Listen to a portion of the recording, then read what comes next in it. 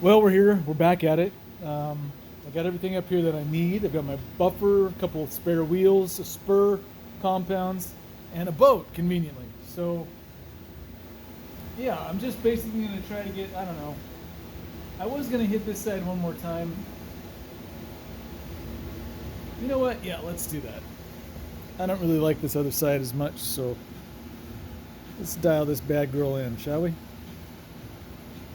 All right, so I'm going to be walking all over that shiny gel coat, um, getting it all trashed out, but it's what we have to do. So first things first, I'm going to clean out my pad. You can see it's got a little bit of the hull of the boat right there.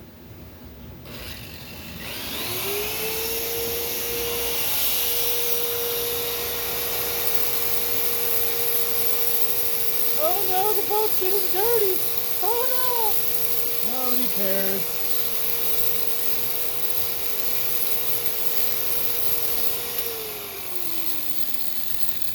And we'll fluff her up a little bit.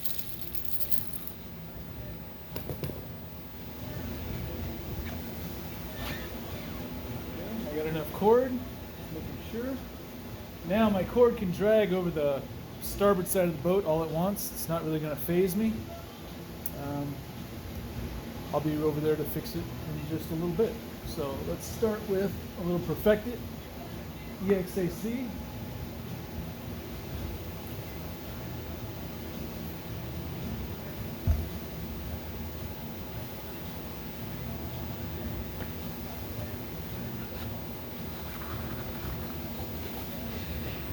Spreading it out.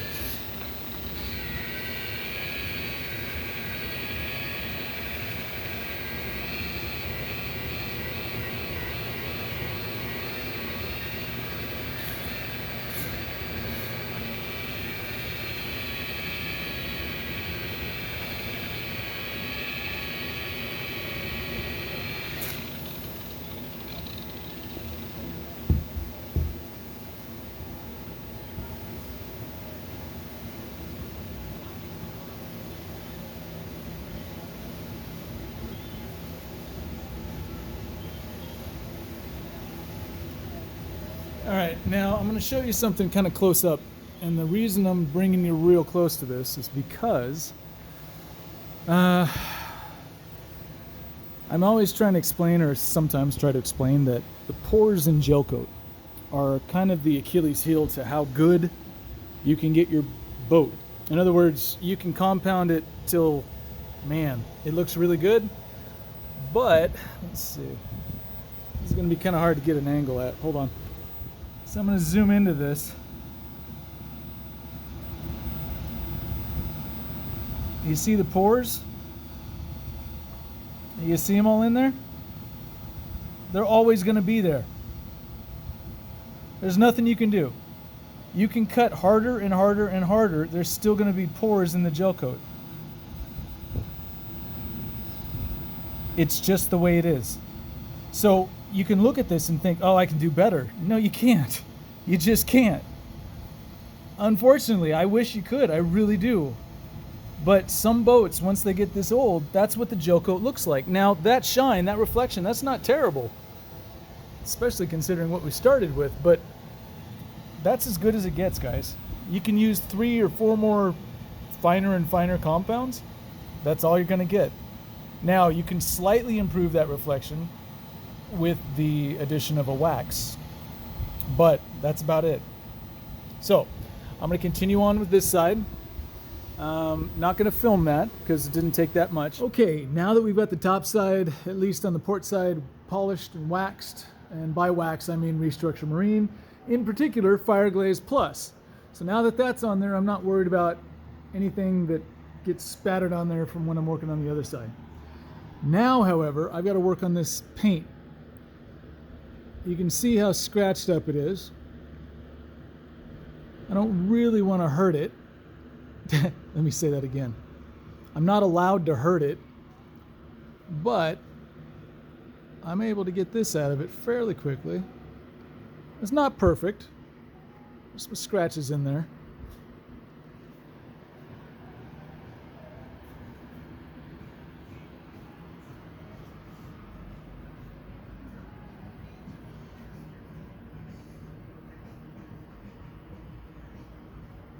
Now, once I polish this with the wax, it should look a little bit better. A little darker color, a little sharper lines. We'll see. Well, fellas, here we are. I'm going to show you what I did. You can look up here. This is all nasty. It's going to be a little tricky around that cleat. Let's get a little closer. Show you the scratches. Here's the surface we're working with. And we're going to try to clean it up a little bit. Now, being that this is paint and I've got scratches, you would think that I want to get kind of aggressive, but I'm a little bit of a chicken and I don't want to burn through my paint. So I'm going to use a random orbital polisher and a really coarse foam pad. Actually, here's a neat example. So this is basically the line where I stopped, and you can see these little scratches right here. They're in there, but then they start to disappear. Now, this isn't the cleanest reflection I've ever seen, but that's a fluorescent light in the background, and when you look at it with the human eye, it looks really dark and sharp. So I'm going to let it slide. We're going to get back into this, so let me set you up. And what do you think? Is that about right? Okay, so getting into this, I've got my little special mix here. Again, this is heavy cut with a little bit of perfected EXAC. This is a waffled, medium coarse grade, medium thickness foam pad. Spread some gunk out. A little bit there, a little bit there, a bit there. Some down here. All right. It's probably a lot more than I need, and any of you car guys are going to bust my chops for how I do this. I don't care.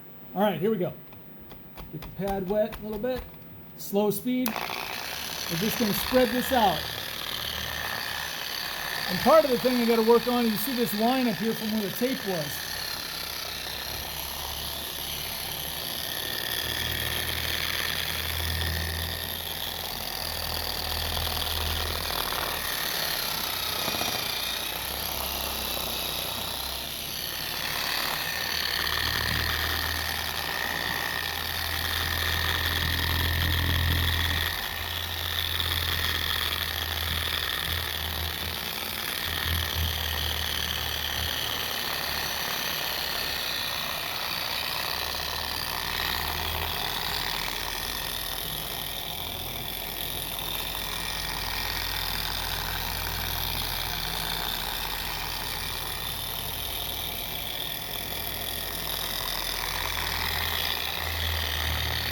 Alright, so I'm not putting a lot of pressure on this thing. I'm basically letting it do its own thing while it spreads this out and starts its initial cuts.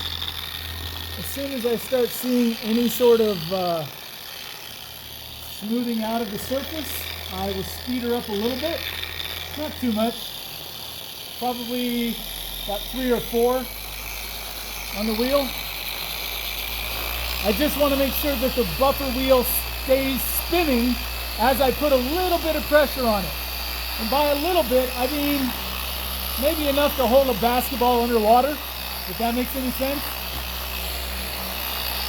I'm not trying to push it through the paint. I'm just trying to hold it to it so that it knows that I'm here. I know none of this really makes any sense.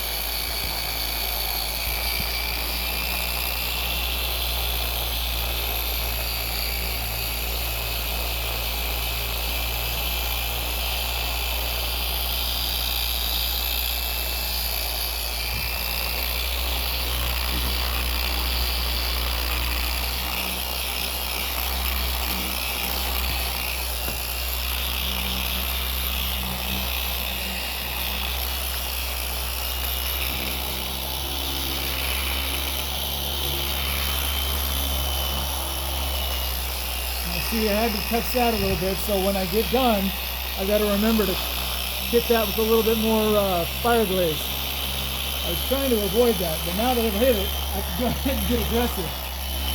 Oh wow. Best laid plans of mice and men.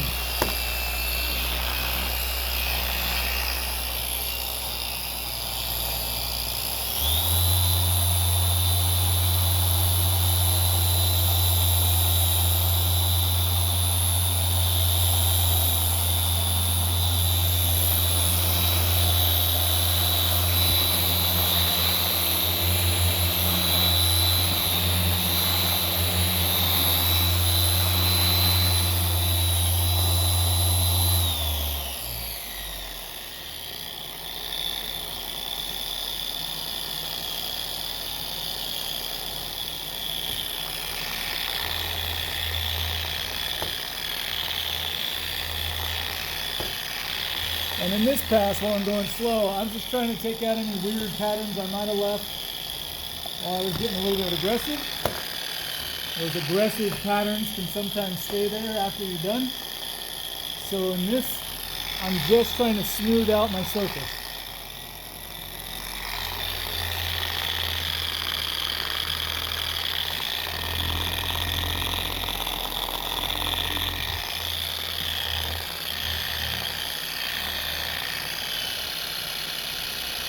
I like to, as a detailer, spend a little bit more time around cleats, partly because I know that the owner of this boat is eventually going to tie up his boat, and he's going to be up close and personal with this section. And considering that he's probably always hated that he's scratched it as he ties up, I'd like to have him see it at least once when I'm done without a bunch of scratches.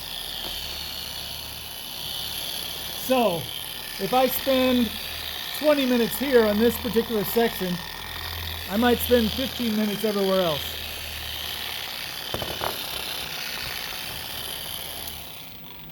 Alright. Like I said, I know you car guys are going to blow me up. Lee, you're doing it wrong. Okay. Okay. I know. Next. But you can see already there's a nice little sharp line there. And as I pull this off, maybe it'll look pretty good. Maybe. At the same time, it could look like ass, which as a detailer, you just kind of prepare for. It sucks, but it's life. Kind of like the other day when I took this thing out in the sun, and I'm like, yeah, it'll look great, let's wash it. And we washed it, and it was just gross.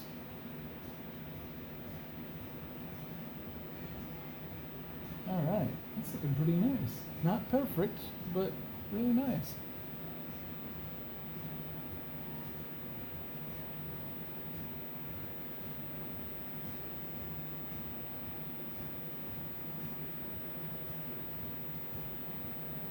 However, because I got some heavy cut in there with that special mix, I want to make sure to feather out those scratch marks left by the heavy cut in this paint. And the only way to do that effectively is with, you guessed it, Perfect-It EXAC. I'll be right back. All right, before we get too far into this, some people wonder how I get inside the cleats. So I'm gonna put a little bit of compound in there. Then I'm going to use a special buffer. It's basically just a stick with a foam. It doesn't matter. Anyway, I'm going to shove this in here. There we go. And then I'm just going to pretend like, well, let's not pretend like we know what it is. Just, this is what I'm going to do.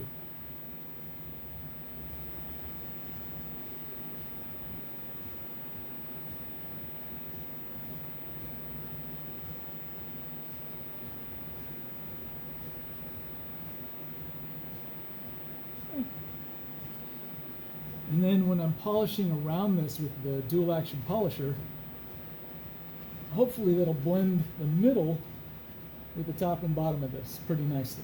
I hope. We'll see. It's not always perfect.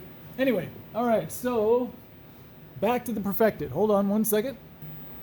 Okay, Perfect-It EX coming at you. A little bit right there, a little bit right there, and a little bit right there. And just like before, we're going to start slow. Fill up the pad a little bit.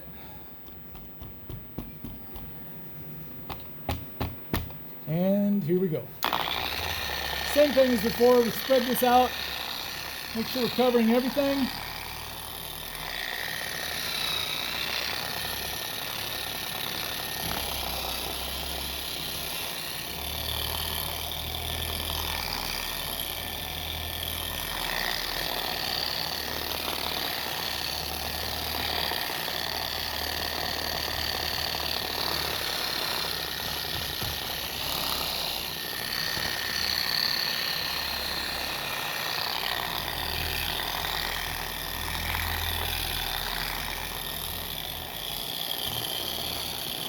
Okay, now we can speed up a little bit.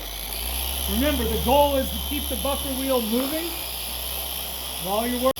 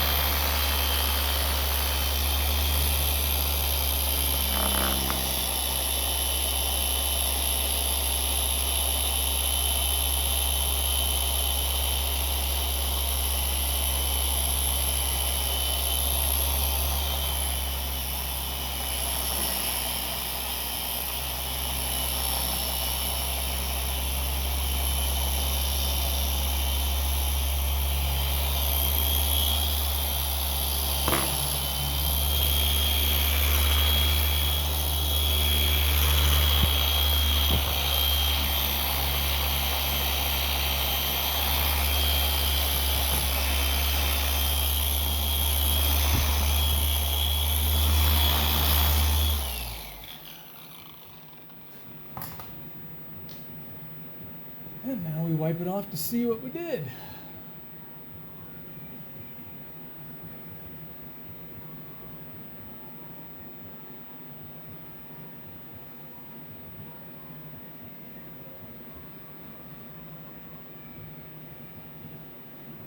Not bad. Kind of hard to get too tight on this stupid filler count, but I'm okay with it.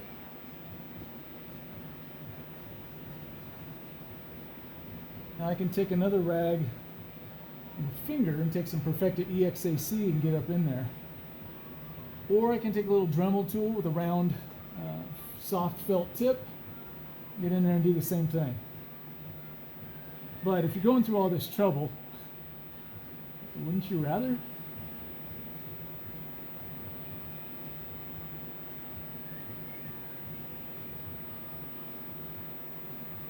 All right, well, there you go.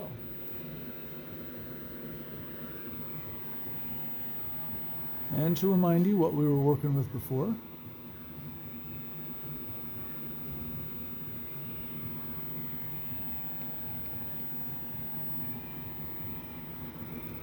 Random orbital.